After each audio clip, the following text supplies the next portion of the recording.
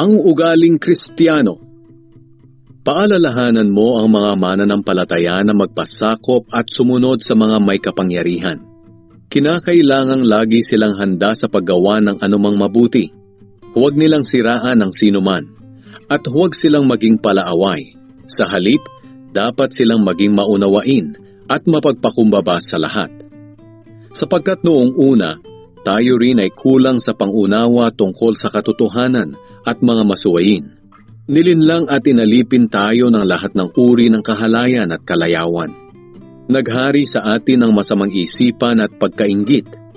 Kinapootan tayo ng iba at kinapootan din natin sila.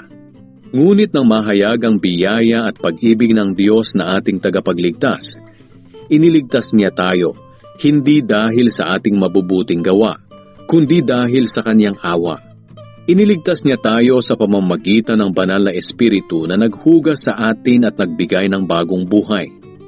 Masaganang ibinigay sa atin ng Diyos ang banal na Espiritu sa pamamagitan ni Hesukristo na ating tagapagligtas, upang sa kanyang biyaya ay maituring tayong matuwid at makamtan natin ang buhay na walang hanggan na ating inaasahan. Ang mga aral na ito'y totoo at mapagkakatiwalaan. Kaya gusto kong ituro mo ang mga bagay na ito upang ang mga sumasampalataya sa Diyos ay maging masigasig sa paggawa ng mabuti.